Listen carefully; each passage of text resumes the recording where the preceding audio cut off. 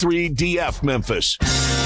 It's time for Wolo and Friends on Sports 56. Here is your host, the voice of the Tigers, Dave Woloshin.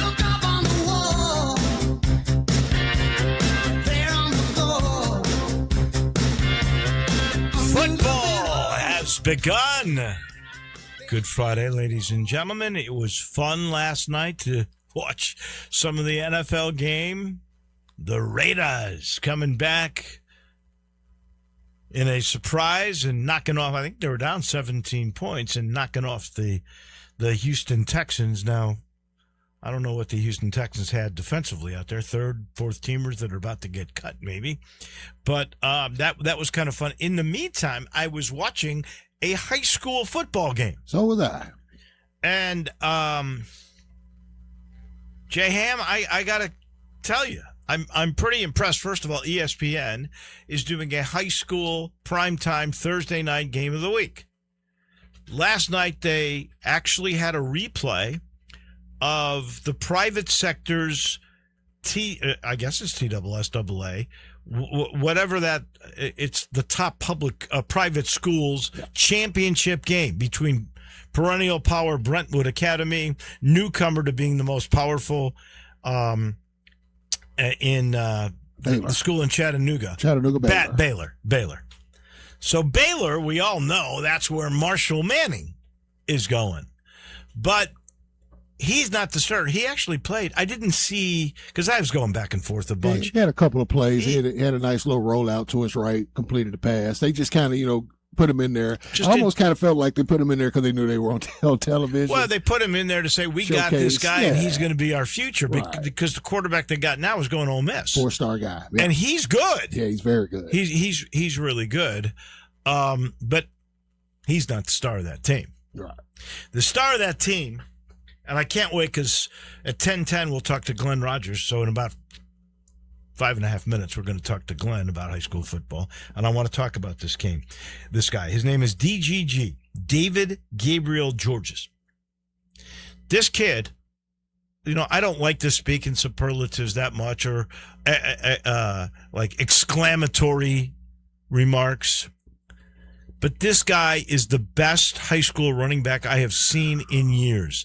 I'm saying Herschel Walker. I'm saying Bo Jackson. I never seen it. This guy's uncanny. He's fast. Obviously, you got to be that. Yeah. He's strong. Got to be that. Here's the thing he does. He doesn't go down. He spins out. He somersaults away. What was it? 3 or 4 times they had to rip off his helmet because it was the only thing they could grab. Right. They could not get a hold of him. His balance and center of gravity is the most amazing thing I have seen. I'm serious. This kid he's Herschel-like and Bo-like in my mind. He was a man among boys. That was the championship game from last year. Yeah. Those are high school men. All right. Most of those guys are going to play college football. Division I college football. I mean, it was unbelievable how good this kid is. Christian Brothers has a quarterback, by the way, a sophomore named Brick, and we're going to talk about him. This kid's also a good basketball player, from what I'm told.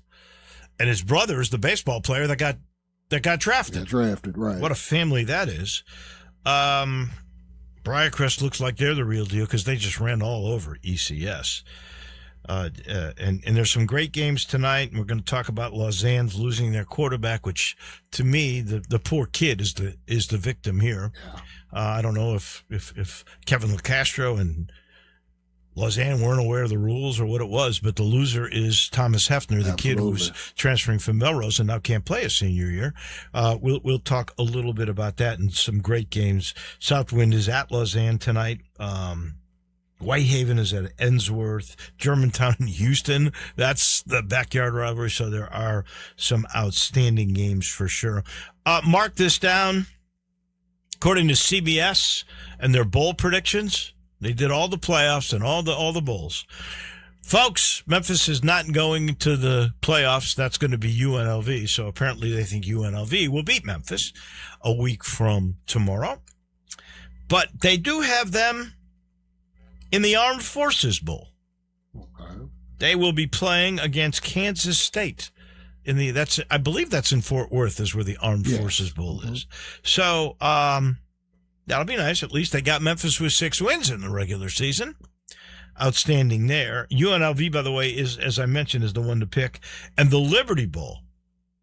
If this occurs, it would be the first time, and I don't remember how many years, and put a smile on Steve Earhart's face. It would be the SEC versus the Big 12. It would be Missouri and Oklahoma State. Let's take that right now. I think I may have went to the last SEC Big 12 Liberty Bowl. That was Georgia and TCU, I think 2016 season. The last time they actually had the SEC and the Big 12? I'm not sure. I don't know. 10 years ago? No, there's got to be. No, because I think they did it last year, I don't think it's that long. I think they did. I think, who was in it last year? Oh, gosh. Who was in it? Or was the year that Arkansas was in it? What, did they have a Big 12 opponent? Yeah, it's usually the Big 12 always delivers. Right. The problem is the SEC. They did not have an SEC school last year. Right. But I think they've had one. I think when Arkansas was there, they played a Big 12. I think you're right. I think it is. Arkansas was the last one here.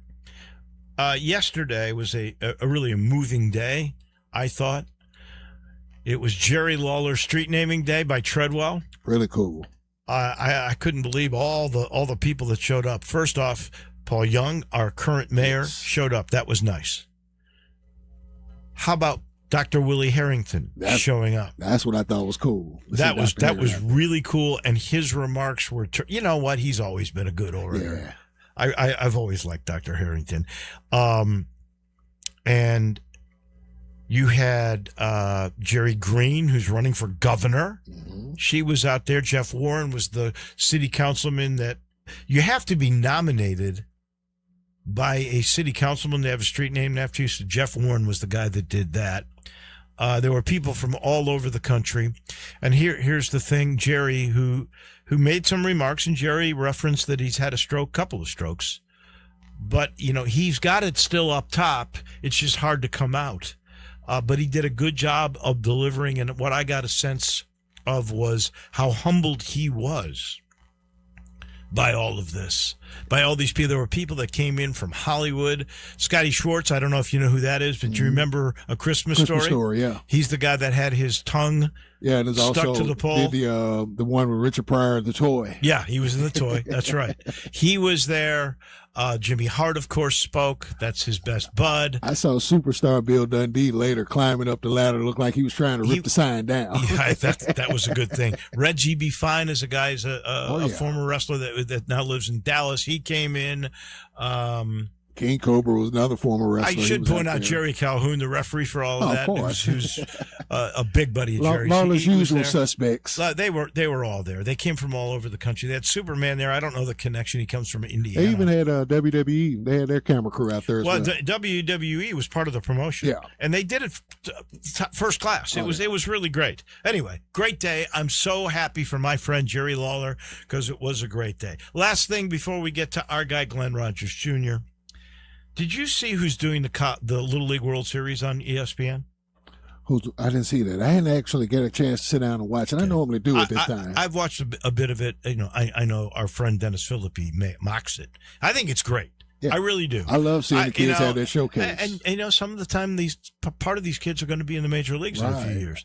But the guy doing the games or the big games now is Karl Ravech. Who was supposed to have been fired like 2 months ago, right? Well, he was let go. Right. He was let go, and he was paid off. Yeah. Now, I think part of the reason Karl Ravech got let go is he was making a lot of money. Making a lot of bread. A lot more money than I thought. I found out. I'm not going to say what it is, but he was making a lot of money. Yeah. And he's been there a long time, and I have no idea why they decided to say, because you would think ESPN could afford it, even though they don't make the money they used to make because of the loss of bundling, you know, with bundling and everything else. Right. Now cables don't make, or networks don't make the kind of money they used to make from cable systems. And so Ravech was let go, and he was paid off. He didn't have to do this. But and I would do the same thing if I were Karl Ravech. He enjoys that event. He loves that event. Yeah. He loves working. He's not working. He could have just walked away, taken his money, but he opted to do this event. So, that's cool.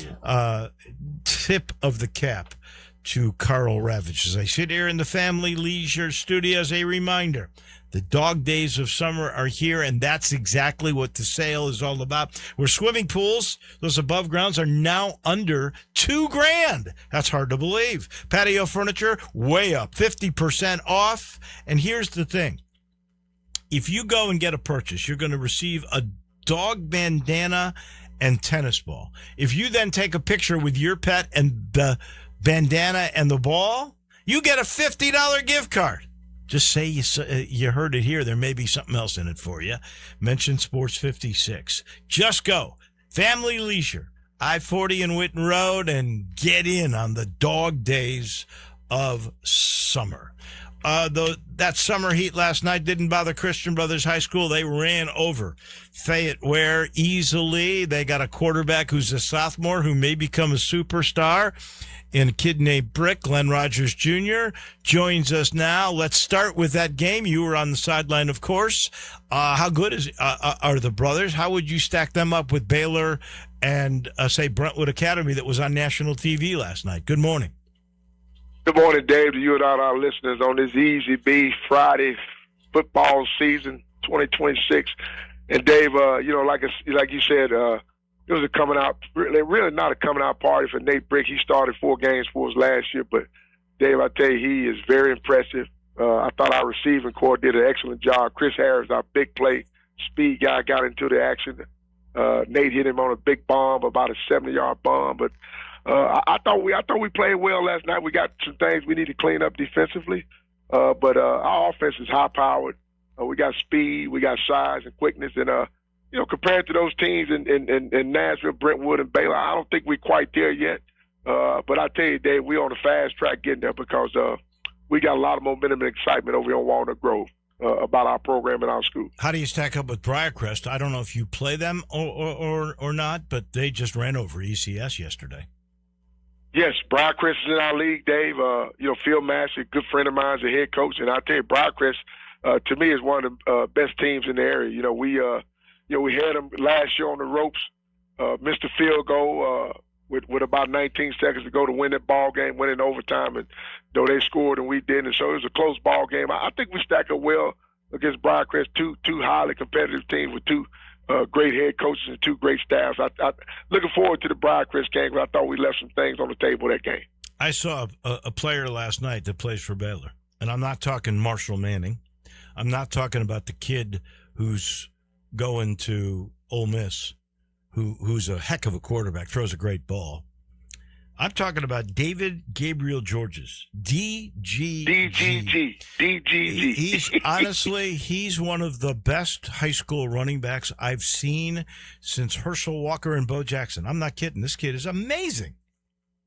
Dave, he is. Last year in the state championship game, Dave, I want you to listen to these stats. He had 32 carries for 431 yards and 7 touchdowns in a state championship game. So that just tells you all you need to know. Tennessee is giving him a big NIL deal, like $8 million. $8 million bucks? Yeah, absolutely. He's worth the price of admission. He's the number 1 running back prospect in the country. He came down to Tennessee, Ole Miss, and Ohio State. My friend Carlos Loughlin, the running back coach of Ohio State, said, Coach, he's probably one of the top running backs in our room right now, and he ain't even made it on the campus yet.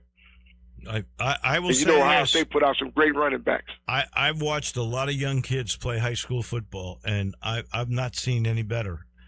Now, this is the one game I watched him at. He had like 250 total yards and 3 or 4 touchdowns. But it's the way you can't knock him down that is so impressive. He's got speed, he's got strength, but his balance is beyond compare. His spin moves, he'll put a foot down and go the other way right in front of a guy. I mean, exactly. He's just amazing. Yeah, and Dave, his vision. One thing about a running back is vision. Emmitt Smith's got great vision. Walter Payton in there. So he possesses all those qualities you want in a running back. Vision, size, speed, can put the foot down on the brakes and then accelerate. And so I'll tell you, Dave, if he doesn't get injured, we'll be talking about him from years to come. He's got a long career ahead of him. He's going, like I said, committed to Tennessee. And so they better put a good offensive line in front of him, because this kid can really lead them and take them to places they want to go. He's incredible. Okay, I got to ask you about the Lausanne ex-quarterback Thomas Hefner, who I think started at Lausanne, went to Melrose, then tried to come back to Lausanne. He was there since spring, going back over the Kevin LeCastro offense and everything else. And then the TSSAA ruled him ineligible. What happened there? Why is he ineligible? It seems so punitive to the kid who now can't play a senior year of high school. Yeah, and we coached him at MUS his 7th and 8th grade year. Then he left and went to Lausanne and Olive Branch and Melrose and back to Lausanne. It's wow. a sad well-traveled. case. Very talented kid. He's still there. I spoke to his dad the other day. They're going to stay put at Lausanne. He'll be eligible the second week of the playoffs, and so I commend his dad for keeping him there. I thought maybe with him being ruled ineligible, they probably try to move on and play this year. But his dad said he's going to practice and get better at practice and just stay there and hopefully get that second round. They get to the second round, or he'll be eligible after the end. But great talent. It's just an unfortunate situation with him being ineligible. We as coaches, a lot of times the parents don't know these rules, but as coaches, we got to know the rules, and we got to, before we get these kids transferred, we got to make sure all our I's are dotted and T's are crossed. And I don't know who dropped the ball there, but it's unfortunate. Very, very talented kid in this area is going to have to sit for 10, 11, 12 games, and I just feel bad for him and his family and his teammates, because he's been leading the team all summer. So it's just a tough situation with Kevin and his team. What was the rule they broke? Did he transfer too many times and the Lausanne staff didn't know? I'm still not sure why he's ineligible. Well, I think he transferred up, and when you transfer from a Melrose and Olive Branch, Olive Branch is not 25 miles out. Then he went to Melrose, and so you got to have different reasons why you transfer it. It's got to be a hard move in the family. Mom and dad got separated, or death in the family. So, or either, from what I understood, Gabe, he tried to transfer for academic purposes, saying that Melrose didn't offer him certain classes. But the TSSAA said, hey, you were already at Lausanne. You're talking about academics. Why did you leave? And so I heard that was the ruling. Don't know for sure, but I heard from a lot of people that was the case. He's trying to move back to Lausanne for academic reasons. One of his classes didn't offer or didn't have the teacher to teach one of the classes that he wanted. And so just a very sad and unfortunate situation, like I said, for a kid that's very talented and fans want to see play. Well, I don't think it's fair to the kid. I don't understand quite the reasoning behind that. And I don't understand how coaching staffs wouldn't have figured that out, and this kid loses his senior year. Is he good enough to play college football? Oh, he's not. He's not a senior. He's a junior, Dave. He's a junior. He's got offense. He's a junior. He's definitely good enough to play on the next level. He can throw. He's athletic. He can run.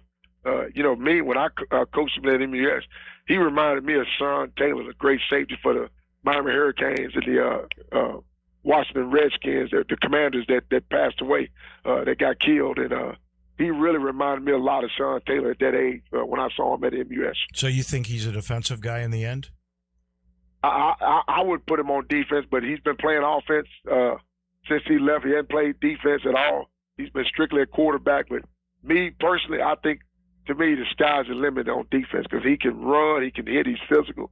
He's just a great athlete. His dad, Antonio Hefner, was a great athlete at Melrose and went to South Carolina and transferred to Tennessee State. So it's definitely in the gene pool, Dave. He's got all the talent and the skills. All right, John Varlos has his dandy dozen. I looked at Collierville's the number one team, and I know they got these three freshmen that are the top three in the top 10 of the state. So they're off and running. Southwind is number 2. Mumford is 3. Briarcrest with a win over ECS last night, 4. Covington 5. Whitehaven with Stan Collins at the helm is 6. Lausanne, which by the way plays Southwind tonight, 7. Houston 8. Major Wright Central team is 9. Mace 10. Germantown 11. And the Brothers are 12. You agree with that consensus there? Man, look, Dave, I'm just glad we're in consideration for the top 12 and the Danny Dustin. I think John does a good job preseason scouting everybody and putting down what he thinks the order should be. But I'll tell you, Dave, those top couple of teams, when you talk about Collierville, all the athletes and Division I commits they got, then Southwind, one thing about Southwind, Kevin Perkins is a big loss. And so it's going to be real interesting to see that game tonight against Lausanne, how they can move on with life without Kevin Perkins. He was Mr. Everything for them. And, Coach Calhoun at Mumford does an outstanding job year in and year out. That offense he runs you don't see it often. And so, he's been one of the best coaches in his area for years. And, the rest of the top 10 with Lausanne, them losing their quarterback, we still got Lawrence Brick, Missouri commit. And, Sid Miller and Major, two of the best coaches in his area. Major with his son at quarterback, and Sid with Jamarcus Pittman, the D lineman from Ole Miss, the Ole Miss commit. And so we got a lot of firepower in the air. Great games tonight, great games last night. Like you said, Briarcrest won last night, big over ECS. We knocked off Fairware. So, Dave, a lot of excitement in there for this season. No doubt. All right, just so happy to see football kicked off. Real quick, let me ask you about 2 or 3 games. Let's start with Southwind at Lausanne without Hefner. Who wins that game? Well, I tell you, Dave, with Hefner, I would toss it to Lausanne, but Southwind's got a real aggressive defense. I'm going with Southwind tonight. I think they'll pull off a win tonight. I think the backup quarterback for Lausanne probably ain't as polished and ready as Hefner was. I'm going with Southwind tonight. They win that game. Whitehaven has to go to Nashville, Ensworth. Never easy. They got more money at Ensworth, probably as much as Baylor. Who wins that game? Yeah, Stan Collins' debut out to 16, 17 years away. But Ensworth is a tough out, Dave. Hasselback, the head coach, former NFL guy. Ensworth still has players, and it'll be a great atmosphere in Nashville. I'm leaning toward Ensworth because I just think they got too much firepower. Central and Melrose. Here's Major Wright. We just talked about him, and Melrose has been depleted of a lot of talent. Who wins that game?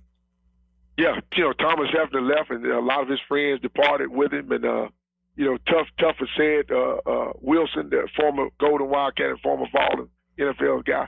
I'm going with Major. I think his son can throw the ball. I think they got a running game established. Central is going to be one of these teams we're going to keep an eye on all year, Dave, because I think Major's poised to make a deep run in the playoffs this year. Okay. Bartlett at your old school, MUS. Yeah, Pierce Washington, the big 6'5" receiver from Bartlett. He'll be too much to handle for MUS. MUS don't have the athletes. Bartlett got a lot of speed. They're pretty good size up front. Defensively, they play a lot of bump and run and bring people. Coach Cobb, the D coordinator. I think they'll be aggressive, stunning, blitzing. And Pierce Washington, like I said, he's got 40 off his day. He'll be hard to stop. And they got other guys. If you want to double them, they got other guys that can beat you in other areas. I'm leaning toward Bartlett tonight to win that game in a runaway fashion. And then finally, it's Germantown at Houston, the old backyard brawl. Yeah, and I tell you, Dave, Germantown right now, they got some issues with their quarterback. Hadn't been ruled eligible yet, so Coach Sutton's waiting on that. Great quarterback. His brother is one of the best players in the area, the slot at Germantown, number 7. And so, but it's going to be interesting. I think Houston is on the rebound. Had a tough year last year. Coach Thomas and his staff. It'll be interesting to see how they rebound tonight from this game. I'm going to lean toward Houston. I think Coach Thomas has got enough to get it done tonight with Germantown quarterback situation uncertain. And they are ranked 8th in the state in the Dandy Dozen. As always, Glenn, I got your picks down. I'm going to keep track. We'll see how you do. All right, my friend. Yes, go Tigers, go, and go Brothers. Thank you, Dave. I appreciate it. That is our man, Glenn Rogers Jr. on high school football. He's brought to you by Landers Cadillac of Memphis. That's the top of the chain, right? I mean, come on. What's the standard of car? What do they say? Cadillac. What's the standard of all automobile dealerships? In my opinion, you heard the chief of all that. That was Kent Ritchie a couple of weeks ago. It's Landers. They pay top dollar for trades. They always have the latest in technology. And wait till you see when you go into that beautiful showroom, all the new cars that are there, but they go fast. If you want to save even more money, you get the Landers Easy Pass. Go to Landers Easy Pass at CadillacofMemphis.com. Get that. There's even more savings there for you. I'm talking about the top car at the top dealership. And if it doesn't say Landers, you paid too much. We take the break. We're back in just a minute. We're going to Chicago. Our agent with Priority Sports is Andy Schiffman, and he's next.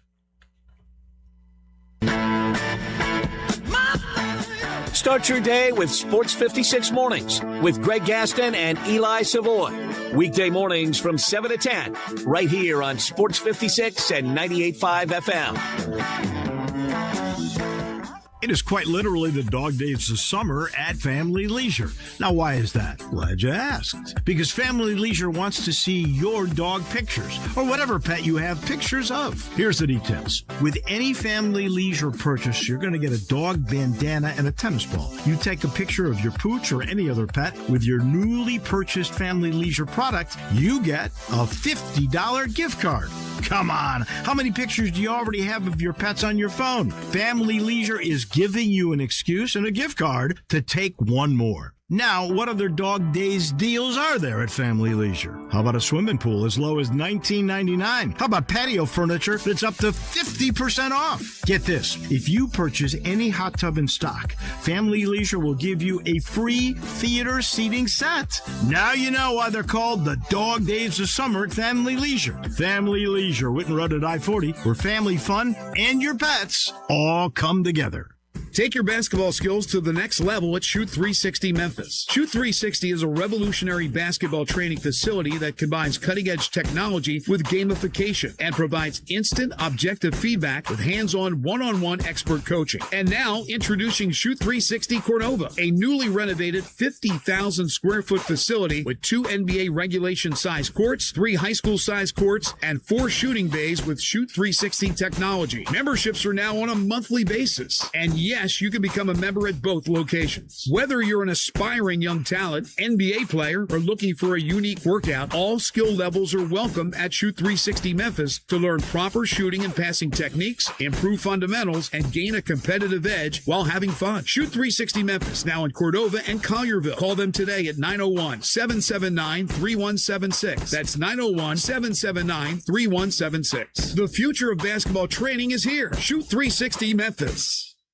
If it's a back-to-school ride or end-of-summer fun you're looking for, we got it covered at Gossett Volkswagen on the Pike. Bells, oh yes. Whistles, you better believe it. Drive compact family SUV 2026 Tiguan 2.0 TS. We got it at just $269 a month. Plus at Gossett Volkswagen on the Pike, you'll find IIHS top safety pick 2026 Atlas SC only $329 a month. Atlas SC SUV $329 a month. And 1.9 for 60 months on 2026 Atlas and Tiguan is available. If you want it, we got it at Gossett Volkswagen on the Pike. 1875 Covington Pike, or shop online at GossettVWMemphis.com. If you want it, we got it at Gossett Motor Cars. Atlas stock number TC 564681, MSRP 41911, Tiguan TMO 43763, MSRP 32881. Includes all rebates and incentives. Must be financed through Volkswagen Financial Services, PF 895. Excludes tax title and license with approved credit. See dealer for complete details. Offer ends 8/31/26. Dealer stock only. MPG estimate provided by EPA.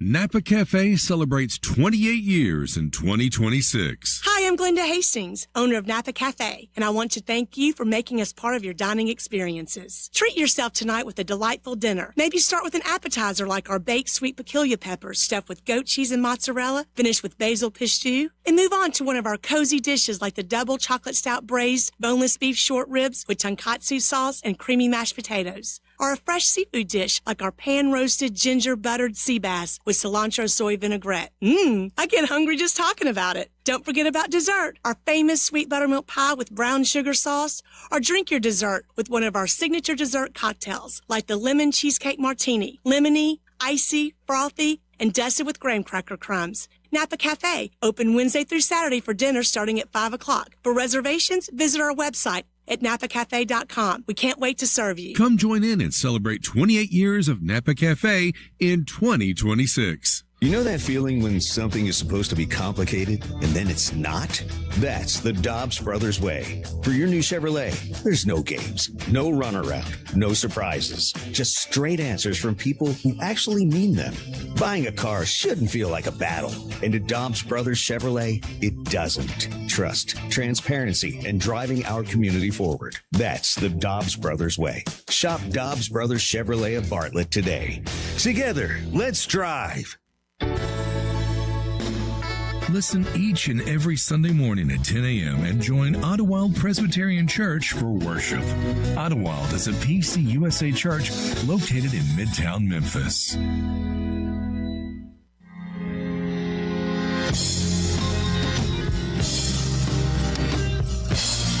Now back to Wolo and Friends on Sports 56. Here once again is the voice of the Tigers, Dave Woloshin. I meant to mention this a little earlier. I guess it's only human nature when you've already won the $23 million bonus. Scotty Scheffler yesterday, at the end of the day, he was tied for 48th out of 50. He was 2 over par. He got sick of the people here talking bad about how he performed last week. So he respond. Oh, McIlroy. Yeah, McIlroy. Yeah, McIlroy was great. McIlroy's 6 under right now. And he was 6 under yesterday. Even today, he's played like 6 holes or whatever. But, it's Scotty. Scotty, who ran away with it, was 2 spots from the bottom after the first round. We'll see. He tees off right after we get off the air. We'll see how he does A little role reversal there, Dave. Yeah, absolutely. In the meantime, we go to Chicago. Our agent from Priority Sports is Andy Schiffman. Good morning. This is a crazy story, the Lakers. Could you believe they're worth $12.5 billion now? And Jeannie Buss and her family made $10 million each, but those brothers, they want to sell their almost 18%. If they do, or they're approximately 3% per person, Jeannie would be left with 3%, not enough to be the head of, or what they call the governor, owner of the team. What's going to happen here, Andy Shippen? This is crazy stuff in L.A. It is, and it's unbelievable, the value of the Lakers' $12.5 billion sale here. I think Bob Iger is one of the new owners. I know he already had a stake in the Lakers, I believe, or one of his partners did maybe. So, yeah, look, I think that sale is going to go through. They are, I think I read something, Dave, they're third in valuation among NBA franchises behind the Warriors and the Knicks. Wait. What if the NFL's highest franchise, okay, is the Cowboys? I saw the valuation. I don't know if it was Forbes, somebody like that. That was $15.5 billion. Now the Lakers just sold for $12.5 billion. You're telling me Golden State is worth more, and the Knicks? I could believe the Knicks are. The Knicks are worth more. Sure. What do you think their valuation is then?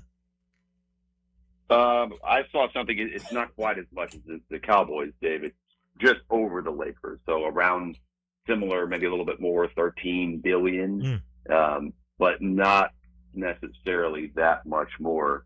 And then unfortunately, as a Grizzlies fan, or fortunately, whichever way you want to look at it, all the way down to the bottom, less than $5 billion. The lowest valued franchise in the NBA is the Grizzlies. I believe. And again, you talk about market, right? But let's not forget this. Robert Pera bought them for $350 million. They're now worth $3.4 billion. So it's almost 10 times his investment in a. How long does he own the team? 10 years? 12 years? Whatever it may be. Probably more than that. Think so? Probably a lot more than that. I can't remember when Michael Heisley let it go. But for sure, no. His return on investment. I mean, again, I don't know necessarily the Knicks and the Warriors. I mean, James Dolan has owned the Knicks since the beginning of time. I feel like great for him. But to your point, in a relatively short matter of time, and what Robert Pera has gained since purchasing the Grizzlies, for sure, I think the disparity there, that gap, and the increase in value definitely is probably one of the tops in the league. But in terms of the valuation of the team, again, something I saw, Warriors, Knicks, Lakers, Clippers, surprisingly the Bulls cracking the top 5. Well, it's the number 3 media market. I could believe that. Plus which, aren't they involved in doing an entertainment district around the United Center? Yeah, I'm looking forward to that. That's been in the works now for the last couple of years. They have not, every time I go by there, they've not broken ground on anything, but it's needed. You see this around other big major cities. Well, look at Wrigleyville. Look Wrigleyville. Yeah, look at St. Louis Ballpark Village. That's the new model, and St. Louis was one of the early ones to do that for baseball. I mean, Wrigley Field always had the bars there, but now it's gone crazy. Wrigley's on. I mean, that you can't duplicate that. What you get at Wrigley, you grew up around it, right? But it's long needed for the Bulls because there's just nothing around there. Well, they exactly finally put in an L stop. But just so you know, I mean, that's exactly what the Grizzlies, I think, are holding out with their lease. They want control of whatever entertainment district evolves. That would include Beale Street. But I feel like that's been talked about for the last 15 years. Well, you also got this vacant lot, basically, that was supposed to be a thing called the Walk, which was going to be apartments and shops and things of that nature, all the way from FedEx Forum running to the north to AutoZone Park. I mean, that could all become a big part with Beale Street of an amazing entertainment district. And I think that's really what the Grizzlies are kind of trying to hold out for. Maybe it's just, for all I know, it could just be Beale Street, but boy, there's so much potential with that area by Union.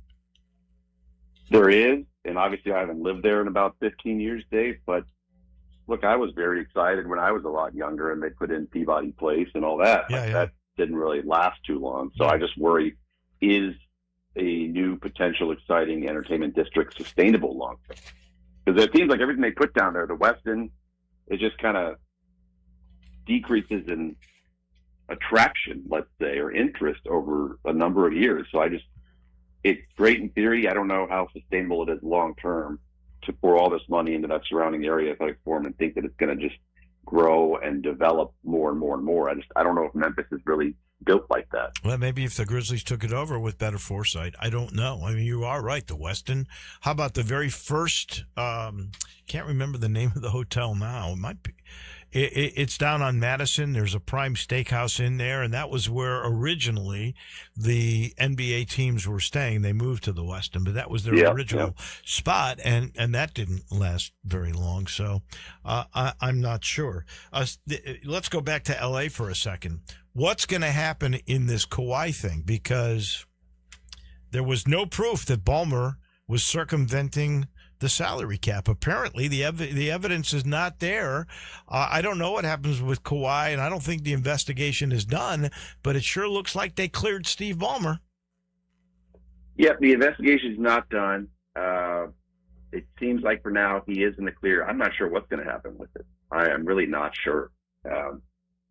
I don't want to jump to any conclusions. Obviously, this is for sure holding up the announced trade over the summer with the Raptors.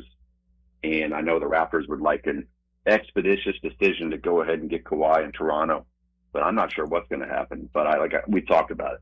I don't think that the league is necessarily going to be in a rush for the sake of the start of the season in a couple months. But I just know the investigation's ongoing. I'm not really sure how it ends up.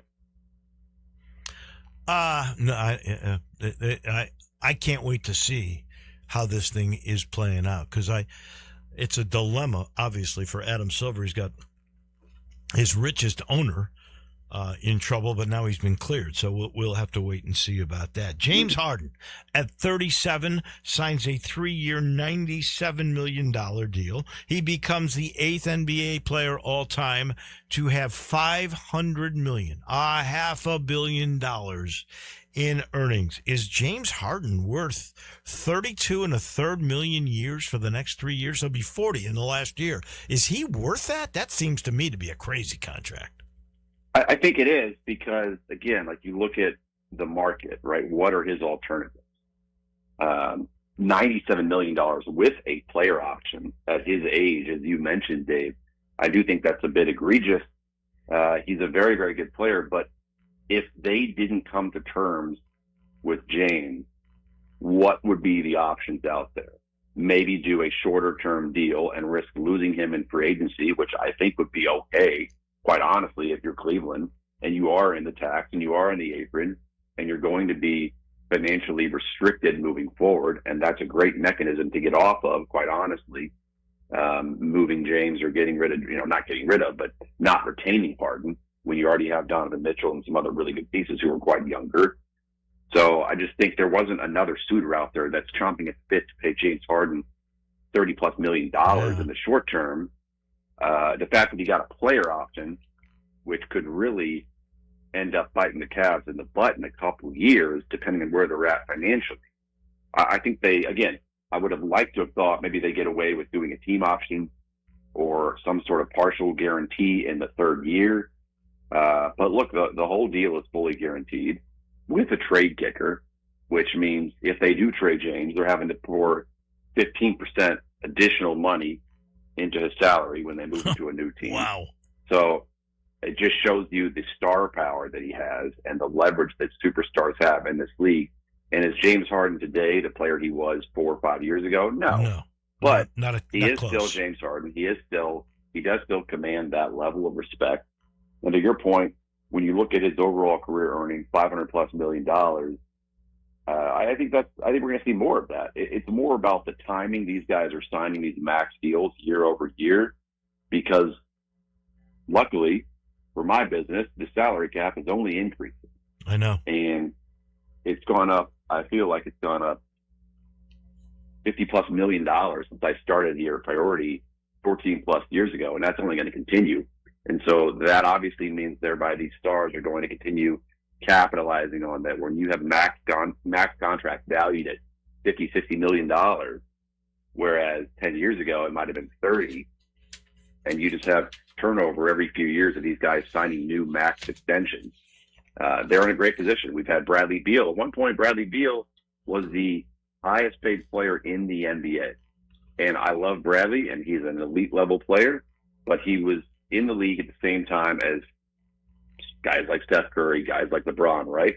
And at that time, he was signing the most lucrative contract in the NBA. But again, it has a lot to do with who the player is, but I think more about the timing. And so I think we're going to continue to see, in 5 years, this James Harden deal and the amount of money that Harden's made throughout his career, that's going to be lower on the totem pole because you're going to have all these new rising stars in the league eclipse that. Next Friday, I know you're off. The following Friday, though, I got a couple things I want to talk to you about. You mentioned salary cap, which is at 165. The luxury tax starts at 200.5 million. And then the first apron at 209, the second apron 221.7. What those penalties are, maybe you could explain that to us. And also, this possible offer from Europe for Denver's Jokic, which to me is, I think they're really going to try. I'll be curious to see what you think the finances and how they'll work on Europe, maybe trying to go after some of the NBA stars that were born there. We can talk about that in a couple of weeks. Enjoy your vacation, Andy. Thanks, Dave. That is our man, Andy Schiffman, on the NBA. He's brought to you by Mira Michi. I'll be out there Sunday, so come by and say hi. And I will tell you, I can't wait. I got to first get there early because I can use their practice facilities, the best driving range, best chipping. You can learn how to hit out of a sand trap. They got a sand trap designed to learn how to practice it. They got everything. Everything you need. They got this great lookout above 9 and 18, the deck. That it's a little too hot to go there now, maybe, but maybe not till Sunday. I'm not sure. We'll see. Best for you in Shelby County. And then you can play 7,400 yards like NCAA tournaments that are played there or the AJGA, or you can play it inside 6,000 where I like to go. You can go all up the way to 5,000 forward tees. It's got everything. It's the true golf experience. By the way, not in Millington and Woodstock. 25 minutes from my driveway in East Memphis, about 10 or 12 minutes from downtown. It's the place to go. It's Miramichi. We're going downtown, in fact, to talk to Jonah Dillon about the Tigers. A week from tomorrow in Vegas, we'll actually all be leaving. A week from today. We'll get into Tiger football in just a minute.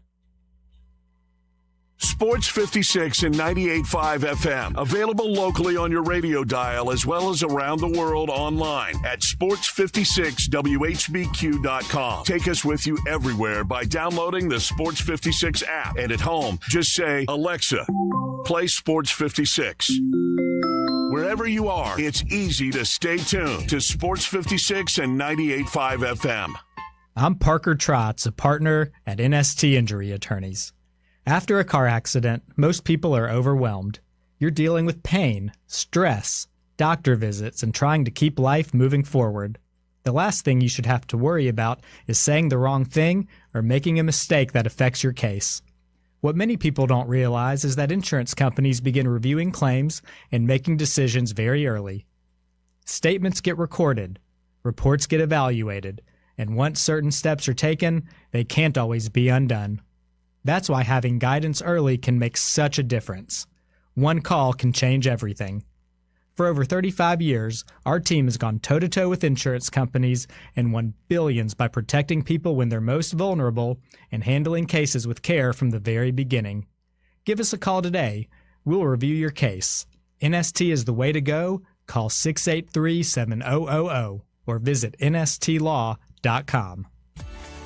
At Jason's Deli, when you're dining in or picking up curbside, you can expect wholesome food and no surprises, just delicious sandwiches, crisp salads, and quick quality meals made with the freshest ingredients and no artificial trans fats, MSG, high fructose corn syrup, or artificial colors and dyes. Around here, a lot of thought goes into what we put into our food and what we take out of it, because you're not just taking a bite, you're getting a taste of who we are. New items are constantly being created to expand our menu for all tastes and special diets with vegan and gluten-free options available. Convenience and on-time delivery you can count on. It's just a click away at jasonsdeli.com, so whether you need to feed 5 people or 5,000, the team at Jason's Deli, they have the credentials and the commitment to keep you satisfied. Freshness is nearby at Jason's Deli with locations at Ridgeway in the Park Place Center, Poplar and Highland, Germantown Road in Cordova, and on Goodman Road in Olive Branch. Jason's Deli. It's wholesome food and no surprises.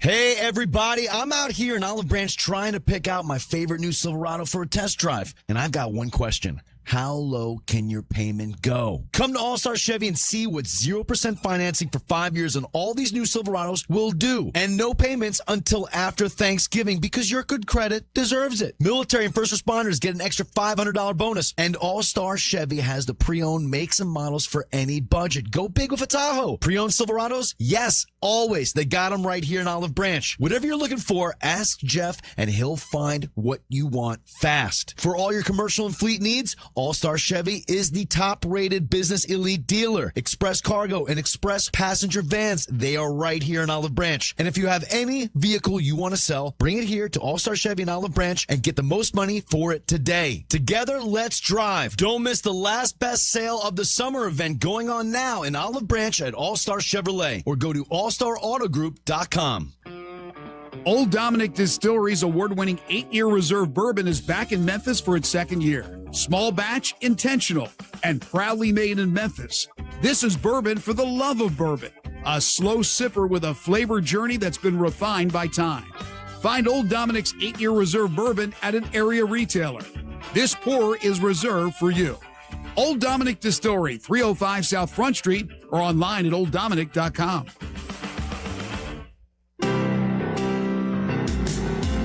Now back to Wolo and Friends on Sports 56. Here once again is the voice of the Tigers, Dave Woloshin. We always end our week with the commercial appeal beat writer for Tiger football and the Grizz. That would be Jonah Dillon. And Jonah, we are 1 week and 1 day away from finding out what this new Charles Huff Tiger football team is all about. And frankly, with 81 new players, I'm not sure anybody can really know at this point. What's your sense? Yeah, I mean, that's basically it. I think even Charles Huff has said that multiple times. A lot of different questions he's been asked and he's answered, but we really don't know what's going to happen.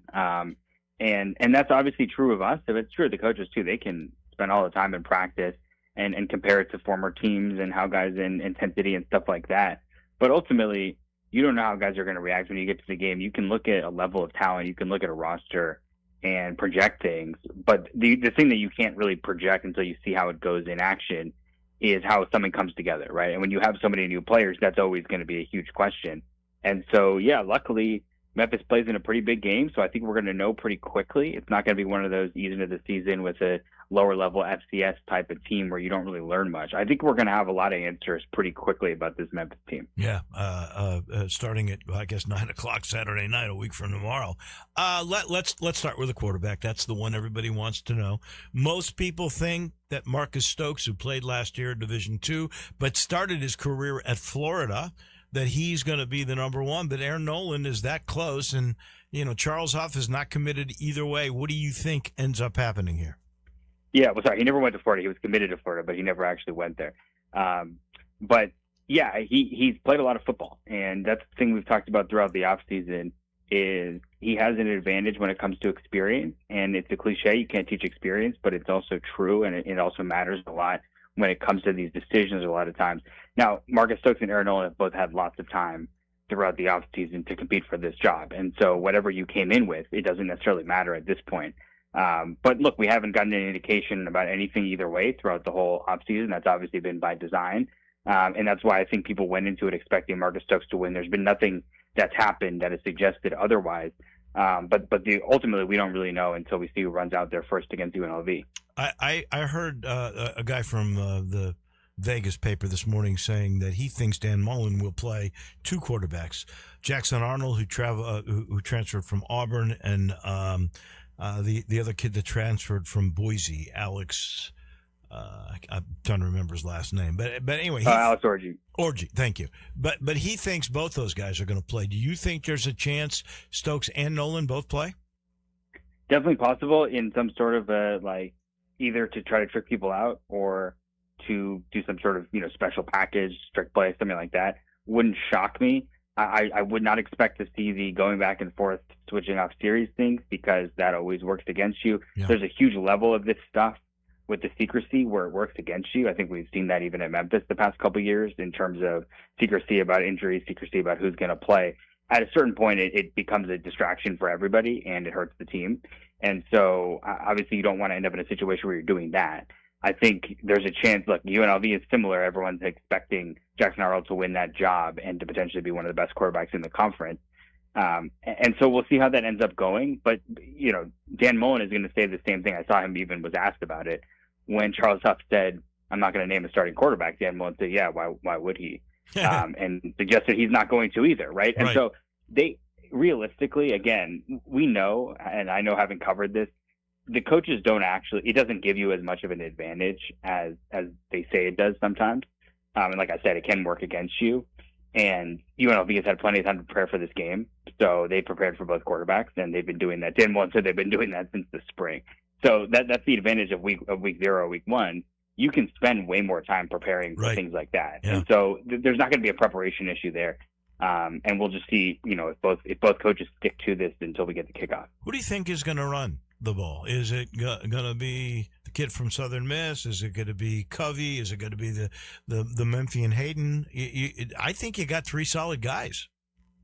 Yeah, I think they're all going to play. I think one of the things that people maybe haven't talked about enough going into the season, again, they haven't given us much to talk about, but Kevin Decker's offense, the run game is a huge part of it. And obviously we're going to see it, and we're going to see the speed, and they've really prioritized speed and athleticism at receiver, and you want to be able to throw the ball down the field. But if you talk to people around the Old Dominion program, they really emphasize he wants to run the ball. And I think they've got 3 running backs, like you said, who can all play different roles. And you're going to see some, catching out of the backfield, particularly with Manny Covey. And we know what Dallin Hayden can do. He's rushed for over 1,000 yards in his career at power conference schools. I think Jalen Carter is a breakout candidate, and maybe one of the most underrated players on the team. I think they're really high on him. He wasn't like the lead back at Southern Miss last year, but obviously he's had time with Charles Huff, and Charles Huff obviously came up as a running backs coach, so he knows running backs. And I think Jalen Carter is someone. Again, he's not the flashy, high-profile transfer, but I think he could have a really good year for Memphis. Well, in the limited amount of time we've seen, I've watched him with the ones, so we'll find out about that. Also, the offensive line, that's guys got to mesh together. It looks like on paper there's plenty of talent there. What do you think of the offensive line? Yeah, I think that there's reason to be really excited about the offensive line and the defensive line too. I think that this team. It's one of the things that is a huge indicator of success at this level is how you perform in the trenches. I can just go back to South Florida in the past couple of years, especially last year, just really dominating the game in the trenches against almost everyone they played, including Florida.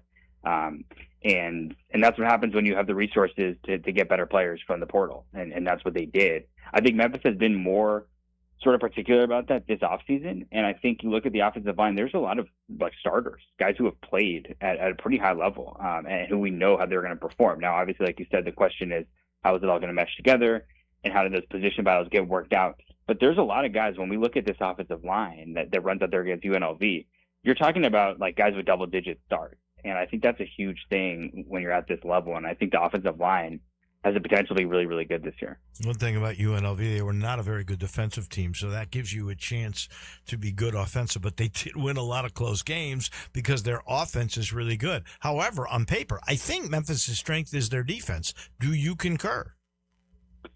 Yeah, at least there's more. It's more clear what it's going to be. I think the floor is definitely higher on defense. The ceiling might be higher on offense. We just don't really know what it's going to look like. I'm really interested to see, again, I think if you talk to coaches, they've pretty much said the defensive line is the strength of this team, especially in terms of depth. And that's going to be tested in a major way against UNLV because they've got Jet Thomas, their running back, who's one of the best running backs at the group of six level and really in the country. And that'll be a huge storyline, I think, next week is how does this defensive line hold up against that rushing attack? Because that's going to be a huge indicator not only of who wins that game, but what this Memphis defense is equipped to do the rest of the season. All right, here comes your moment of finality, your preseason power rankings that you're not going to be on next week. How do you view the American? Yeah, I've got UTSA as the number one team. Wow. I just think that there are less question marks with that team than anybody else at the top of the conference. And I think that their issues are more fixable than everyone else's issues. Their issues are, the defense needs to improve, but they have reason to believe that it will with some of the guys coming back. And then they can't win on the road. But if you look at their schedule, they don't have a lot of tough road games. And if they can just fix some of those travel things, I think they're in position. Obviously, a quarterback that has played a lot of football at this level, and there's not a lot of questions about that. Look, you can pick any team in the top 7, and I wouldn't hate it. Personally, if I ranked the rest of the teams, I would probably end up with ECU or Memphis or South Florida next, but you have to look at schedules. And to me, Navy has by far the easiest schedule of any team in that tier. They only have 2 games against teams that I'm projecting to be in the top 7. So if they can split those 2 games, basically, you're looking at a team that could find its way to the title game without really being tested that much in conference. Obviously, they play Army in a non-conference game.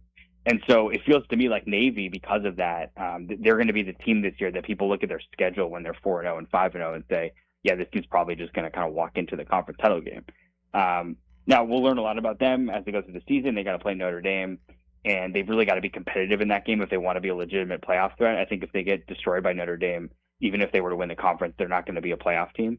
So that's going to be a big one there. But I just think when you look at their schedule, they're going to have a really good shot to get to the title game. And Memphis got the toughest of all the schedules. Is that true? Yeah, well, Memphis and South Florida both playing 5 games against those other teams. And like I said, if you look at if you're ranking these teams based on who I think is the best, who has the most talent, certainly talent, Memphis and South Florida are going to be 1 and 2. Even if you're saying you think Memphis can be the best team, I don't necessarily disagree with that. I think that's a fair point to make. But again, the schedule, to me, you have to kind of rank the teams and then look at the schedules because ultimately that's who you're playing. And that's what's going to decide if you make it to the conference title game.